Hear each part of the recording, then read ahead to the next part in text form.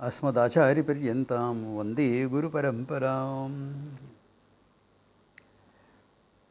Okay, so last time we saw that very important verse regarding Karma Yoga.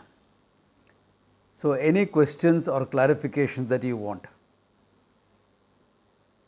Swamiji? Yeah? Swamiji, Karthik here. I had a couple of questions. One Shoot. was more from a general knowledge perspective. Last time you had covered about, you had given the example of the Dalai Lama for, that only prayers are not sufficient, but they enhance, your action. Prayers are meant to enhance action, yeah. Yes. Yeah. So it actually, that's why this is a general knowledge question. It just got me thinking, although the Dalai Lama is a very popular on the global stage, in the scheme of things, where does he fit in as a world religious leader, if that's an appropriate question? How do you keep fit in all the? So where does he fit in as a religious or a spiritual leader? I mean, I've never thought about it. I've just seen him as being a very popular individual, but never thought beyond that as to what his role is on the global stage. Yeah. See, there is where, all of us do actions. Our responsibilities, our duties, the need to earn a living, fulfill our desires. We all do that. Somewhere, because of our whole secular upbringing, the fact of the importance of prayer to handle the luck factor has gone out. See, everyone recognizes the luck factor in life. There's many a slip between the cup and the lip. So that luck factor is recognized. You may say luck is not scientific. It is. It is studied scientifically. The whole question of statistics, theory of probability, etc. has come up for what? Okay. You are actually studying luck. What are the probable chances that something like this will happen? Known variables, unknown variables. So, these unknown variables where all the whole question of luck comes. So, various expressions have come from the Western culture that we are in. Keep your fingers crossed. I mean, keep your fingers crossed is for taking care of luck, isn't it? Touch wood. You know, that expression touch wood has, we always say it has high religious connotations in terms of Christianity. Because this wood is symbolic of the wood of crucifixion, where Christ was crucified. So when you say touch wood, you are actually invoking Christ. So Ishvara has been invoked in some form or the other to handle luck factor. So in the Indian tradition, we don't just cross our fingers, we will fold our hands and say a prayer to take care of all the hidden variables. So many things can go wrong. So this prayer is meant to enhance the worldly karma I have done. So there can be a simple prayer that you say, or they can be highly structured prayers. Yagas, homas. Simple thing. Someone wants to get married. So what? You try to meet the right person. Correct? Through your friends, this, that, etc. Okay. Olden days it was arranged marriages more, with the families getting involved, etc., etc.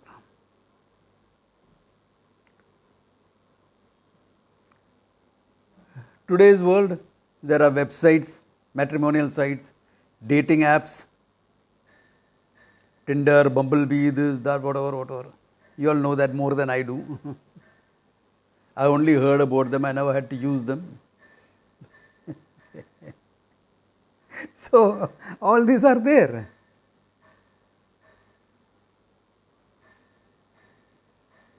But sometimes in spite of all this, you don't get the right partner. So are you very keen on finding a partner? Yes. All right. Simple. I'll give you a Swayamvara Parvati mantra. Chant this regularly.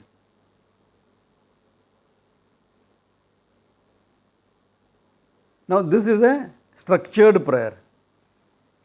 You can go in front of your puja corner and say, Lord, please send the right person in my direction. The right bakra should come to me. I can do that. Or a structured prayer, Swayamvara Parvati. Or do a proper Swayamvara Parvati Homa, is more elaborate. How do you decide what to do? You look into your horoscope. Finding a good astrologer is like finding a good doctor, okay? You have to find a good one. Because like that great philosopher said, prediction of the future is the most difficult of all the mystical arts. And you know that philosopher, of course. I quoted him often. For those who have not heard it before from me, Dumbledore from Harry Potter, okay? He is a philosopher. But he is right. Therefore, you peep into your horoscope and say, what is it that is blocking?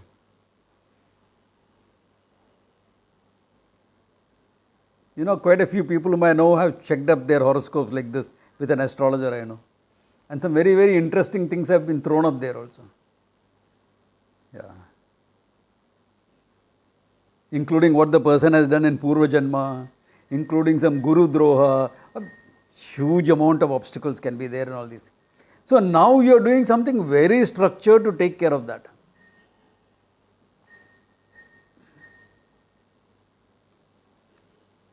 So, where prayer enhances your efforts of getting something.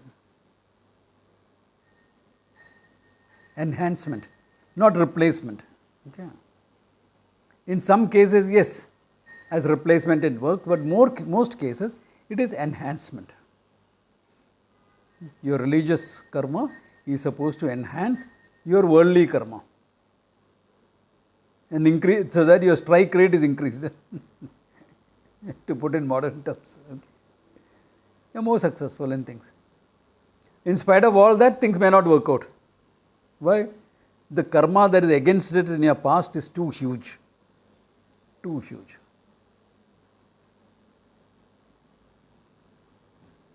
Yeah. So this is where. But with all this, what is the attitude that I am doing?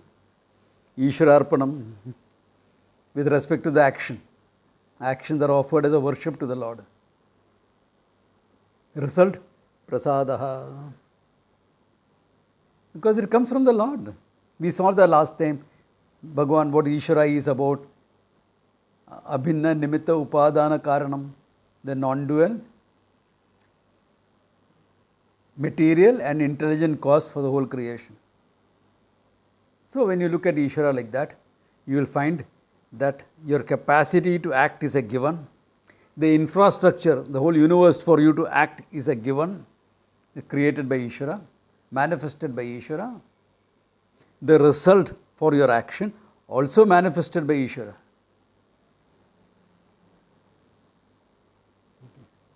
Therefore, prasada. Ishvara arpanam, prasada buddhi. And that this is good because success or failure, you come out on top. That is the beauty of it. The beauty of it is either you fulfill your desire, you get what you want. Fine. Or you don't get what you want. Try again. But again, Ishwararpanam prasada buddhi. And this beauty of this attitude is, all that worry, anxiety, stress that you have when you are acting, because your desire is strong, all that is gone, no? Or very minimal level. Why? I am willing to accept the result. Prasada. That willingness makes you bigger than the desire. So let us say you tried a couple of times, didn't get it. You still want to try more, or are you willing to move on Instead of wasting your time on this, are you willing to move on and do something else? Yeah, I think so. This desire has lost its hold on me. Okay, move on. No, it's very important for me. Do more. But every time, Ishwararpanam Prasada Buddhi, Ishwararpanam Prasada Buddhi. So what happens? It keeps you calm enough, collected enough for you to learn from what is happening. Otherwise, you are ranting and raving and blaming the whole world for things going wrong. Here, you are not blaming anyone outside. You are not blaming yourself. You are just learning from the experience and growing. What a way to live. It's a beautiful way to live. And the advantage is sadhana 24/7. If I ask you to do some japa, how long will you spend on it? Half an hour? That's it. Meditation, 15 minutes. Some pranayama, etc. 1 hour. Oh my God, 1 hour of pranayama, that's a big thing. I mean, this is all you can do, no? This is 24/7. Every waking action, Ishwararpanam Prasada Buddhi. I'm very busy, I don't have time for sadhana. Here, the more busy you are, the more time you have for sadhana. Ishwararpanam Prasada Buddhi, Ishwararpanam Prasada Buddhi. All the way. All the way.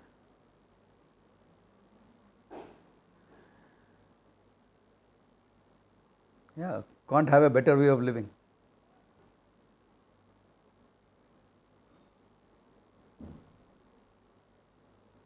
So any other questions, clarifications?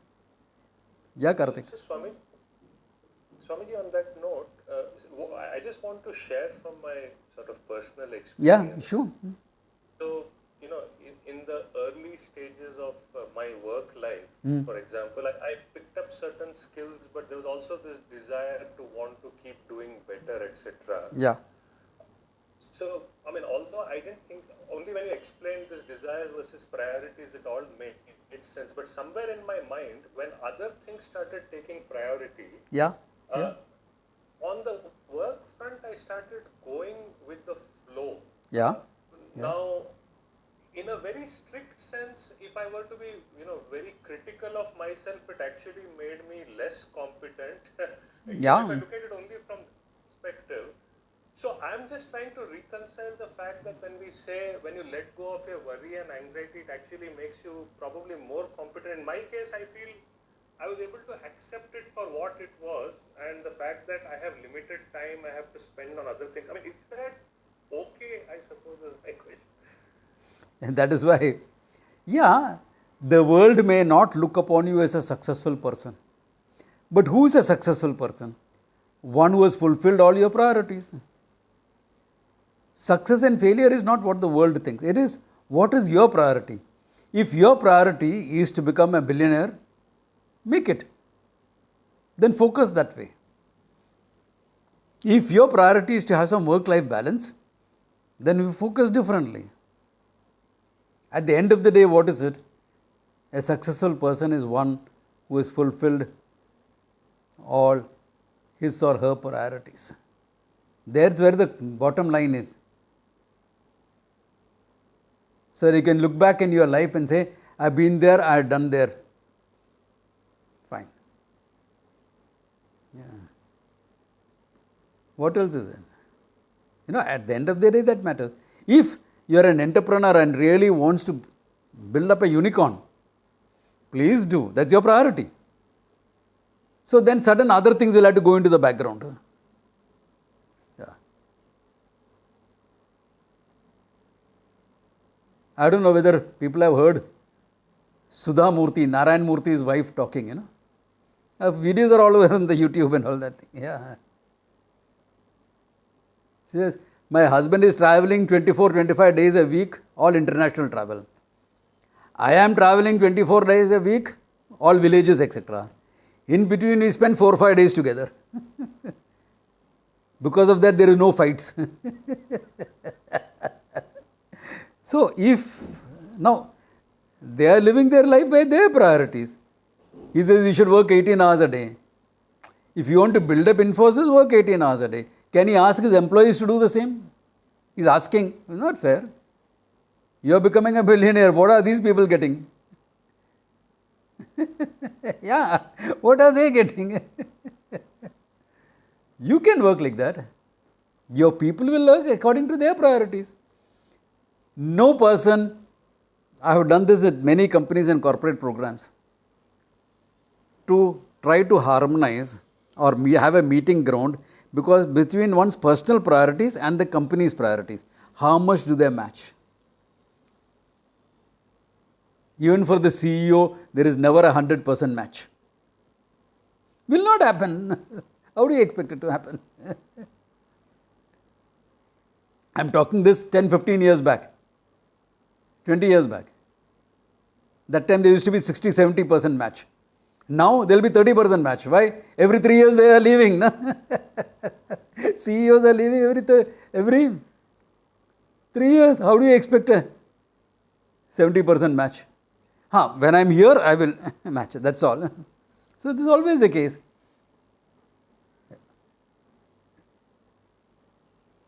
Like I was dealing with some young officers in a company. He said, why does the owner interfere with our work? Why can't you let us do our work? I said, simple. If the organization is doing well, he is happy to leave it to you all. But if it is not doing well, he will interfere. Why? Because if this organization fails, you all will find work elsewhere. Where will he go? Where will he go? We can't go anywhere. He has to be right there, that's it. So naturally, yeah. But sir, he is not a professional. He is not. If he was a professional, he would be working like you somewhere. He wouldn't have started this whole organization for you to work in it. So that is always going to be that. Difference of priorities will be there, that's fine. Yeah. Thank you, sir. Yeah, so it is success is depending on what priorities you have fulfilled. What are your priorities? That's why he started with Vyavasayatmika Buddhi. That becomes one of the most important aspects of Karma Yoga, which people don't talk enough. Because otherwise, what do you know what to focus on? Desires are good to focus on, because anyway, some desire or the other you have to pick up to fulfill your priority also. Yeah.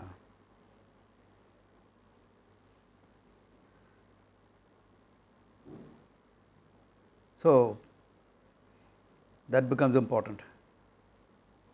And to recognize that if this priority can be fulfilled, if something here doesn't work out, something else can work out. That's very important. Yeah. Otherwise, it will be like, oh my God, I have to get this job. It is a be all or end all. If I don't get it, I am finished. Which is not true. Yeah.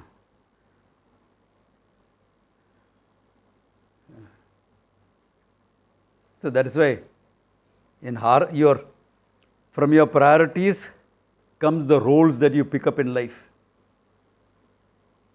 If emotional companionship is very important to you, then life partner, etc. will be there. That is the role you will pick up. If it's not very important, you won't pick up that role. Each of those roles, you will have multiple roles in life. In each of them, you have certain goals. These goals, you will have to break it up in what you are doing on a daily or weekly basis to fulfill. Work goal may be daily basis, because you are working for someone. Relationship goals may be weekly basis, but keep the week as a unit. When you are setting up your work, let the week be your unit, not daily. For health, I must exercise. Really? Every day you will exercise? Do you have the time for it? If for a walk or something, you will have time. But anything more than that? I have to go to the gym. 3 days a week is feasible. Every day may not be feasible. Every day may not be healthy also.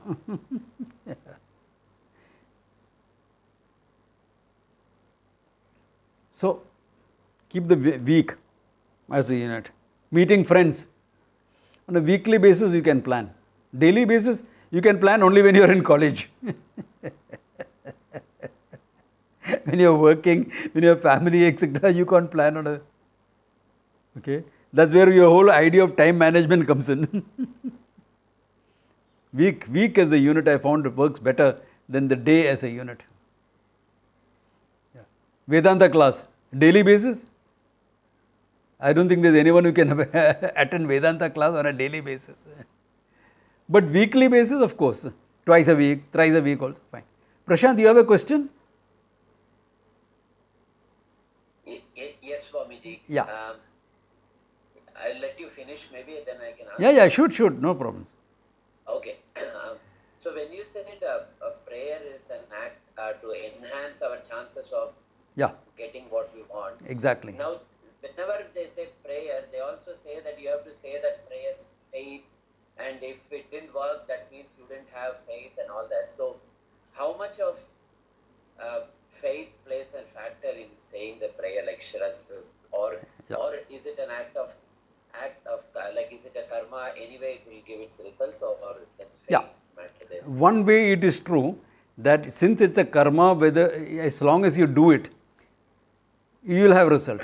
This is true for structured prayers. For structured prayers. A priest is coming and doing a Swayamvara Parvati Homa or a Lakshmi Kubera Homa. This is structured. In the structured prayers, this will work. But even there, and more so in personal prayers, your faith is one of the components of making that thing successful. It's something simple, na? The guy is walking out onto the cricket pitch. Okay. 4 balls, 8 runs to score. If he doesn't have the faith, he can do it. He can get out on the second ball. Correct? So what we call faith is a trust, that belief system, that hey, it will work. It's important. It's an important component of any action. Yeah. That's why certain statements have come up, you know. Like in the ring, you're meeting a bigger opponent. My God, that character is 4 inches taller than me and 10 kilos heavier. The top. I am at the bottom of the weight, he is at the top of the weight. Tough here. So you have invented statements to increase your confidence level, faith, etc. What is that? The bigger they are, the harder they fall. What are all these statements for? To increase your faith in yourself, no? So faith, belief, etc., they are part of any action. Prayer is also an action, you need that also. Yeah. Yeah. Swamiji, one more question I had regarding this, the last shloka that we saw in the last class. So you said that we can never discount our action. Yeah. And at the same time, you also said that in everything, including freedom of choice and Ichha Shakti, Jnana Shakti, are also given, the infrastructure, the abilities, everything is given. So naturally, there will be a kind of sense of pessimism or like a disinterest develop. And I also wonder, like, what really keeps things going? Like, is it like a feeble sense of doership, or because everything seems to be given, and what is really my part is sometimes very questionable. The more you understand that, the more you say, hey, I am nothing. It's all Ishvara at work. In between, I have a small role to play. That is why that last quarter of that verse, Mate Sangha tu Akarmani. Don't get attached to inaction. Because action is important. Because without your action, nothing will happen anyway. You know, that action triggers off the whole thing. Okay. That's why later on, which I'll elaborate there, Krishna tells Arjuna, Nimitta matram bhavasavya sachan. Be an instrument for achieving all this. Be an instrument. In the hands of the Lord, I am an instrument. Because the whole play is to go on. So I'll play my part. Which I'll elaborate there when it comes there. Okay, some more things have to happen before I can elaborate that. Nimitta matram bhava. Yes. So these are all various facets of what is known as Karma Yoga. You know, it is almost insulting to call Karma Yoga working without expecting results. Yeah. When I hear people talking like that, those are the times when my hand starts itching. You know, as we say in Bombay, ek barabar laga dene ka.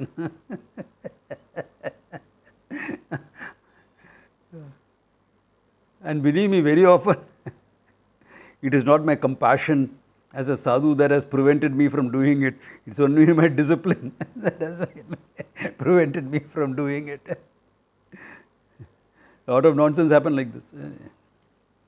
Then I tell myself, ये तो कली की प्रभाव है. Kali Yuga, all these things will happen. It's okay, part of the game.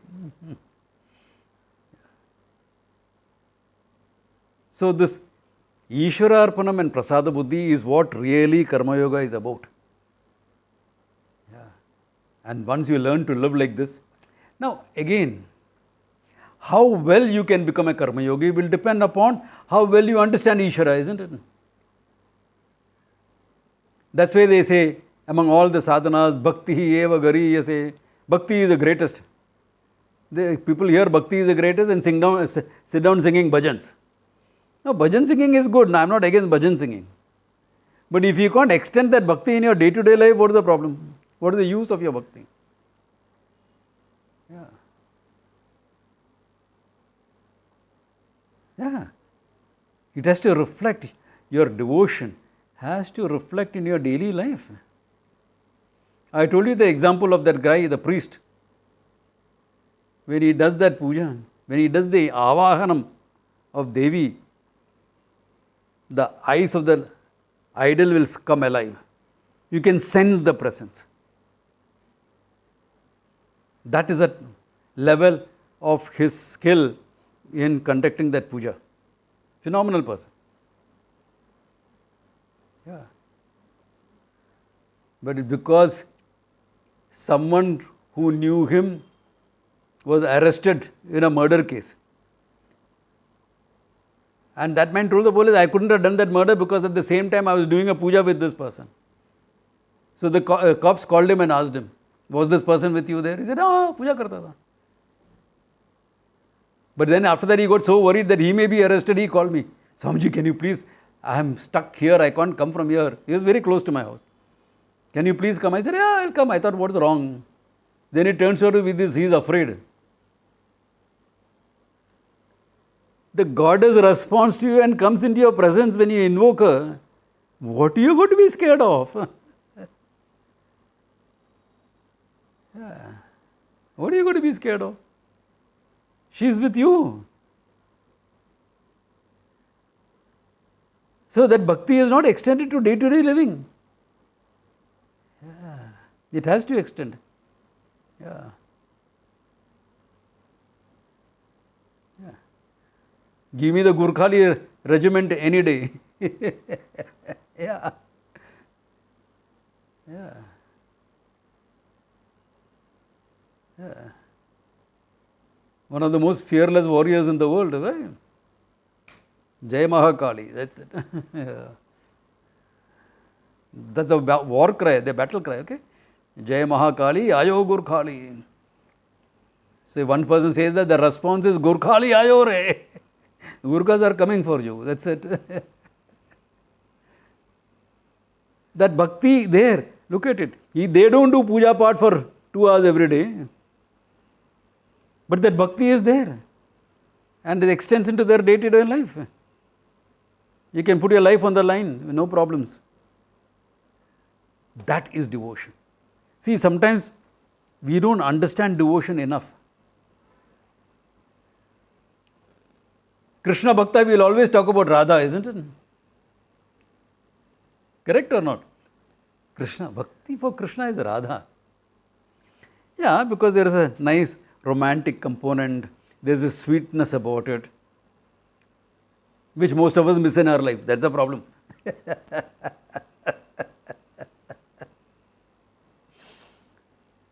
But what problem did Radha have in our bhakti?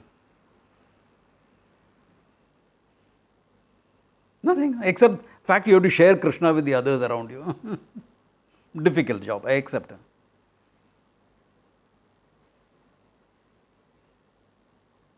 But what about his Narayani Sena? Where the Lord leads, we will follow.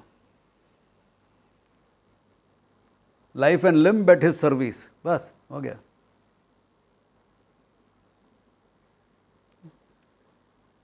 Is it not a devotion of a higher order in some sense? Or Uddhava's devotion? I have spoken about it before. Draupadi Swayamvara. Krishna is scanning the audience. Where the hell are the Pandavas? They are supposed to be here. He is scanning, looking where they are gone.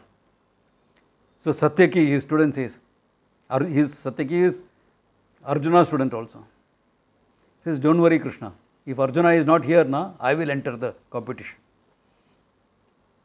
Krishna smiles, this is designed, only Arjuna can handle this. It designed that way.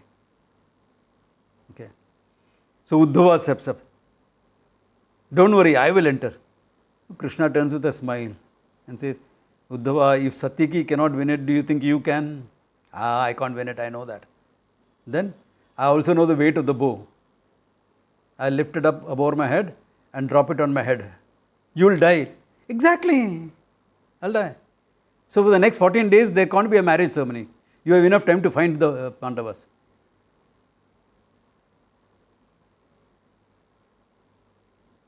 What devotion is that?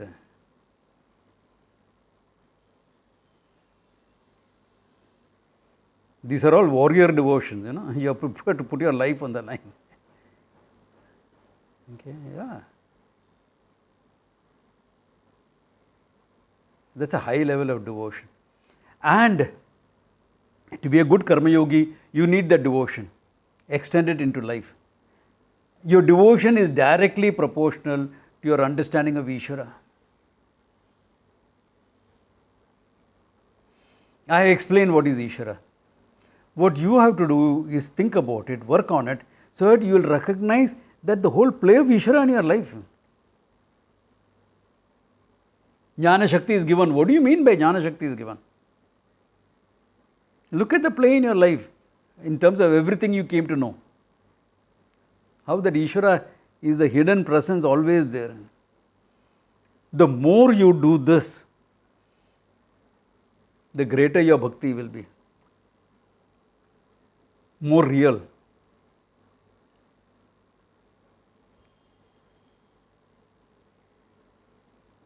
It's easy in a bhajan to feel that bhakti for the time being because that whole josh of the thing is there. It's easy to feel that when you enter a temple and the presence of the Murti, very well done, Prana Pratishtha has been done well, etc. The whole presence, it's easy.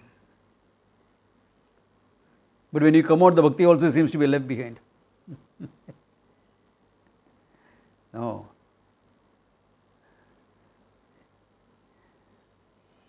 Ishvara is alive, the whole thing. Everything that you are dealing with is Ishvara. The chair that you are sitting on, Ishvara. The laptop, iPad, phone that on which you are hearing this class, Ishvara at work. Ishvara's order working out the whole thing. Recognize this in everything. If Ishvara is alive, are you like that? Bhakti is natural. Bhakti is an emotional response to your understanding of Ishvara. Therefore, better understanding, better emotional response. More Ishvara is a fact of your life, more Bhakti is a part of your life. Though you may have never sung a bhajan in your life or thrown a flower at the Lord, that's okay. Bhakti is real. Yeah. Bhakti is real for you. Not just a temporary emotion. So this whole idea is the Karma Yoga is meant for a regular devotee, not for a spasmodic devotee. What is spasmodic devotee? Where your devotion comes only in spasms, you know. Kabhi hai, kabhi nahi hai. In spasms it comes. No, you have to be a regular devotee for it. Then Karma Yoga is better. Yes, there will be times when you are shaken. Natural, Baba, you are a human being. Certain things will happen in such a way that will shake you up. That's okay, it's part of the game. It's okay to be shaken. Karma Yoga is not something that you will never be shaken in your life. Have you seen those Tanjore dolls? Those bottom heavy dolls that people keep for Golu during Navratri? They are type of dolls which are bottom heavy, you know.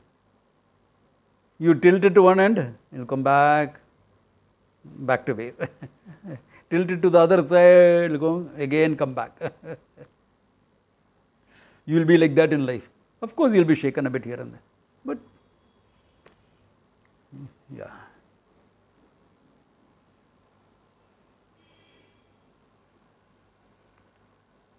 Clear up to now?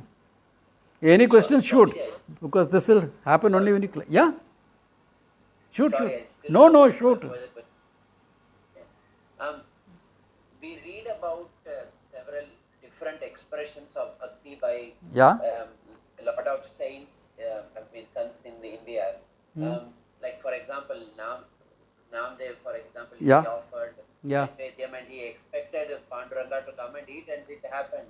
So, but as a Vedanta student, my understanding and response is more around wonder, curiosity, gratitude.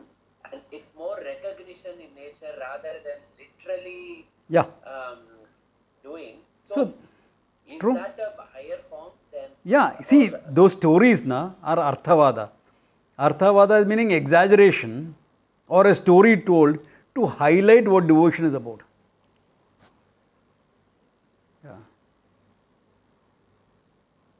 That's all. Just to highlight that. Don't take it literal. Many of these stories not to be taken literally, okay? Arthavadas. If out of your devotion you want to take it literal, I have no issue with that. As long as you don't expect Ishvara to come and take the prasada from you, personally. In fact, if he does, you will have a problem. In a couple of months, we are going to have Ganesha festivals in Bombay. Big thing. I think this time Ganesh Chaturthi, I am in Calcutta. I am in Calcutta for Ganesh Chaturthi. So, big thing. So, you just imagine this lady makes modak, whole plate full of modak, and offers it to Ganesha. Well, her devotion is strong. So one sweep of the trunk, Ganesha takes all the modakas. Wow, he actually accepted it from me. Thrilled. She tells all her friends this, that, etc. And next day, there's a crowd now in front. And she keeps the whole plate there. Ganesha, don't let me down. People have come, please. They won't believe me, they won't believe you also. Next day also Ganesha, one sweep, everything went in. Wow. Third day, she makes modaks. But this time she keeps 4 modaks in a plate and offers it. Others she has kept away. Why? Ganesha, please forgive me. Every time you are taking everything, there is no prasad to give it to. प्रसाद नहीं है देने के लिए. I'll give 4. Right or wrong?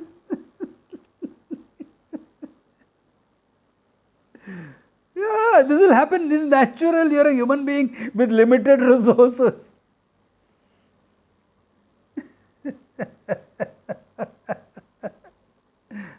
Yeah.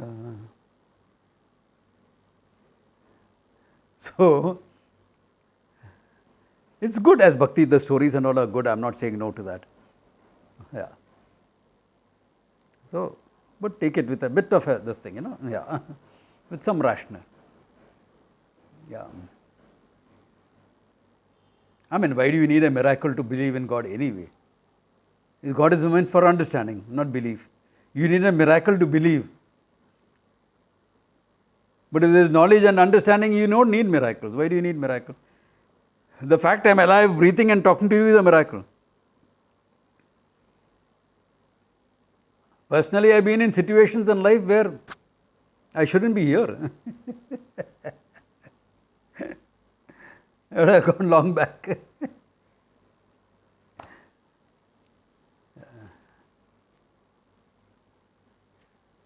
But yeah, miracle enough.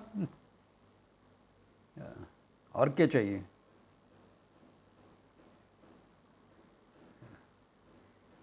That I can understand the truth and explain it, huge miracle of the Lord, Baba. Ishvara's grace. That my students can understand, another miracle, Ishvara's grace. What else is it? What other miracle do you need?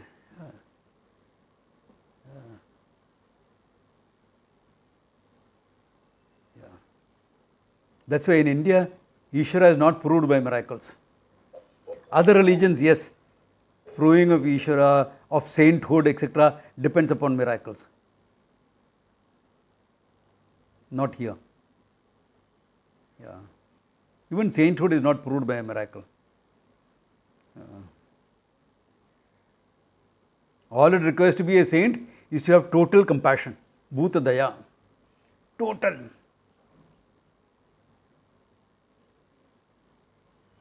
I will never be one. I don't have that much of compassion. Krishna will never be considered one. He is considered avatara but not saint. He could ruthlessly kill. Bhishma would never be considered. Wise person but not a saint. Wise person, Bhishma was.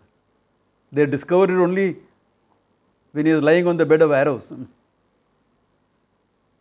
Yeah. But not a saint. A guy who would finish off a whole battalion in one day, saint? What are you talking about? Warrior, not saint. Yeah. So that is for that. Any other questions? Don't hesitate. If you don't do a single verse, it's okay. The question is, I want your understanding clear. So don't hesitate. Swamiji? Yeah?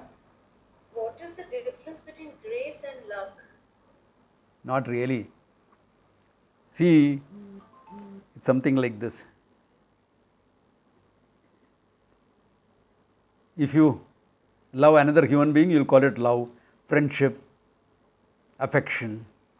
The same emotion with respect to Ishvara, you will call it bhakti, faith, etc.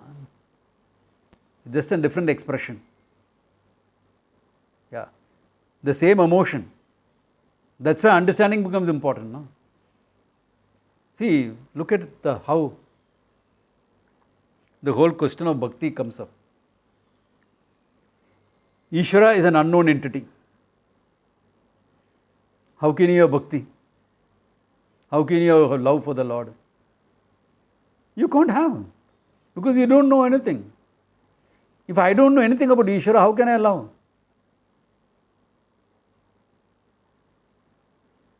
How can I love my father's brother's nephew? If you think about it, you will understand who it is. Father's brother's nephew is me. Jokes apart, the idea is unknown entity I can't love. Okay. Then I have to be told something about him. He is like this, like this, like this, like this. Some sort of understanding has to be given to you. The understanding may be true or it may be just stories. And if that story resonates with you, then you will fall in with that idea that is presented. The idea of God that is presented to you, isn't it? So it is exactly like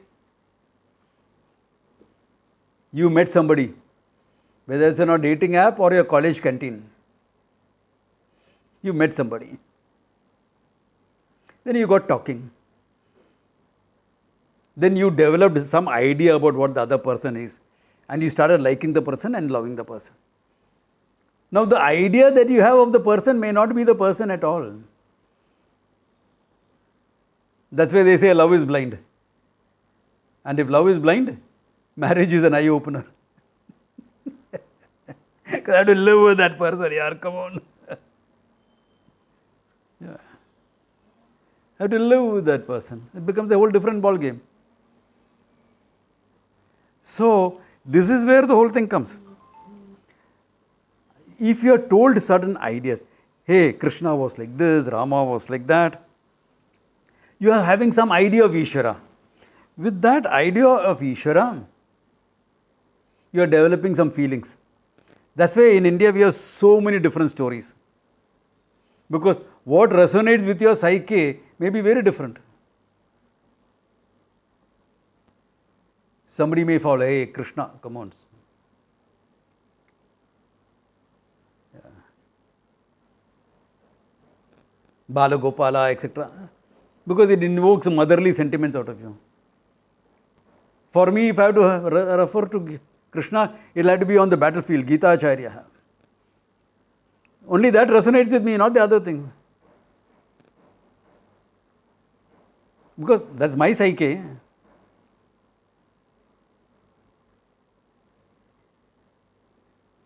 Or Devi, want a mother figure? Most people want a mother figure. So you have a mother figure presented here, Devi. What type? Gentle, kind, this, that, warrior figure, what is it? You want a fun-loving God, etc. Krishna, Vishnu, etc. Avatars. Or you want stern, austere, this. Shiva in meditation. So all these are ideas of God presented to you so that some emotion will come out.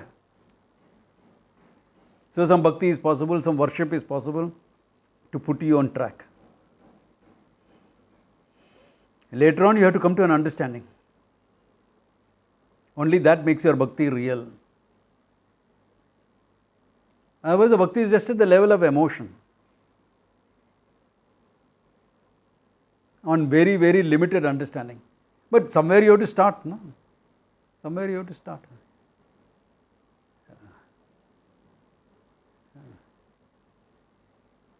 Yeah. So you are given different ideas of Bhagavan is. All of them are Bhagavan. Every idea is based on Bhagavan. But it's all an incomplete picture. You are seeing only one facet of Bhagavan. One facet. Vignaharaha. One facet of Bhagavan you are seeing. As Vigneshwara, as Lord Ganesha. One facet of him. Krishna, another facet. Shiva, another facet. What is Ishvara? All of it. And more. Yeah, what is Bhagavan? All of it and more. But these are my ways of relating to Ishvara. Because how do I relate to Ishvara? I need some form to relate with. So you pick up something which is appropriate in terms of your psyche, what you feel that emotional connect with. It's all about emotional connect.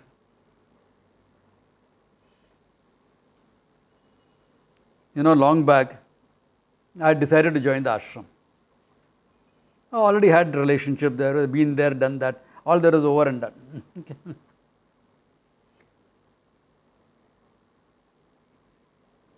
And I was what people call in society young and successful.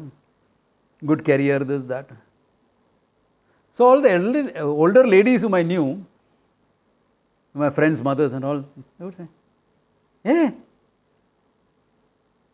when are you getting married?" I said, "Nah, I have not found anybody who will inspire me yet." Something I have to say, na? I have not found someone who will inspire me yet. But you know, so many beautiful girls. I said, "Yeah, that is a problem." Why? How can I say yes to one and ignore all the other beautiful girls? You say, "Ye kya bol raha hai? What are you talking about?" Because I didn't want to tell them I had decided to join the ashram yet. The timing of their announcement was not yet correct. So this is what I would say. But you have to do that, na? If you want to get married, you have to do that, isn't it? Choose one above everything else. All of them may be great girls, but you choose one. You choose one, whatever is in your fate you get. Similarly, everything is Ishvara. What is it you can relate to? If you can relate to everything, great. Ishvara is a whole cosmic order. Perfect. You are one step away from realization. Great. That's a bit difficult. Okay, then choose. With the understanding that this is Ishvara. That this form is Ishvara. I am relating to this form, but really speaking is everything. Nimitta upadana karanam. With that understanding you go on.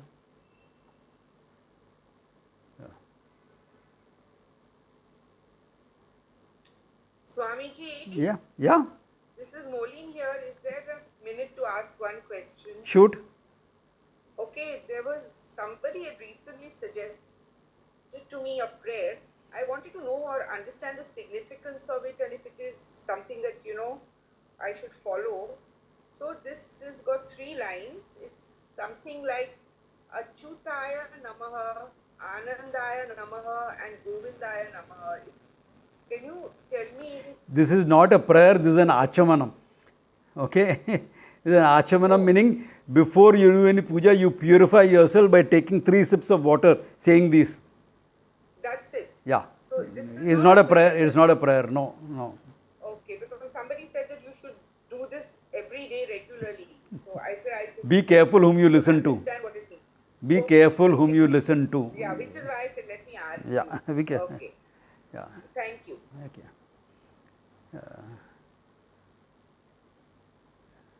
So that is it. So you decide. Bhakti and these acts of worship are important, so much so, in a sense, for you to establish a personal connect with Ishvara. Because unless there is some personal connect, it's difficult for your emotions to come out. So that way, even for a student of Vedanta, a karma yogi, some little actions like this are good so that the bhakti can flow out of you. If bhakti can flow without that, fine. If it cannot, use this. Yeah. If bhakti has to flow. You must have that bhakti in your day-to-day life, in every action of yours. What makes it flow? An action like that, recognition, for me it was all recognition and understanding. For everyone it is different, that's okay. Some may require a few acts, which are associated with bhakti to help you develop that. Yeah. In Hindi bhajan, sometimes I find this silly, but sometimes I find there is a lot of sense also. Talking about Meera, one of the bhajan says, "Apne priyatam ko manane lage." There is an expression like that. That Meera in her in her puja part, was wooing her Lord. It's okay. It is used in lesser connotation in the local Hindi language also. Kisko manana hai, Sort of, you make the person respond to you, Actually, what are you doing? You are making yourself respond to Ishvara. So, what is the form? What is the story? What is the action? For me, it was seva. Yeah. Bhakti was, if at all, to the Guru, and seva was just. Yeah. That's what worked for me. I came from a very, I didn't come from a priestly background or in a background where there was a lot of puja part happening at home. There was some worship regularly. Either mom or dad would do some worship regularly. That's it. And we would imitate as children. That's all. Nothing more than that. Very little. Very little. Not like a typical Tambram home where there is lots of it. No. I am very little. Yeah, रोज जाके सलाम बोलो हो गया चलो. That's it. But my response was different. So seva worked for me. Yeah.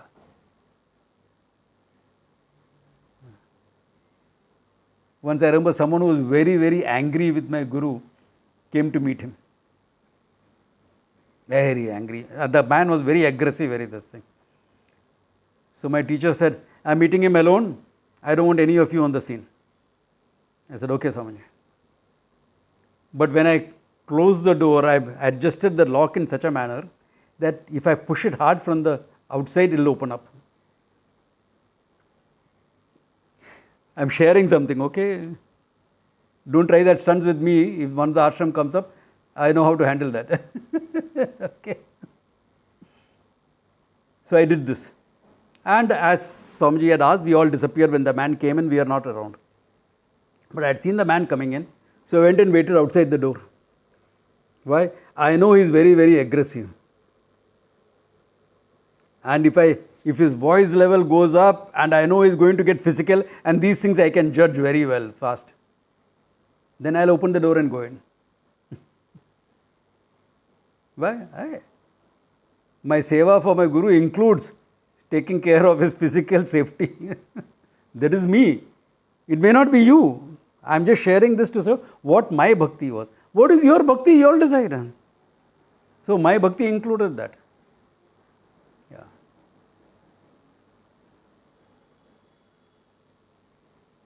Yeah.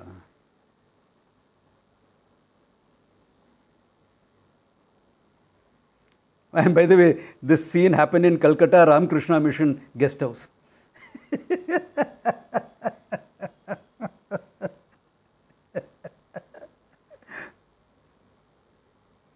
But I didn't find the voice levels going up to that level. After some time, I found it coming down, down, down, down. So I decided to move away. I said, no, now it's okay.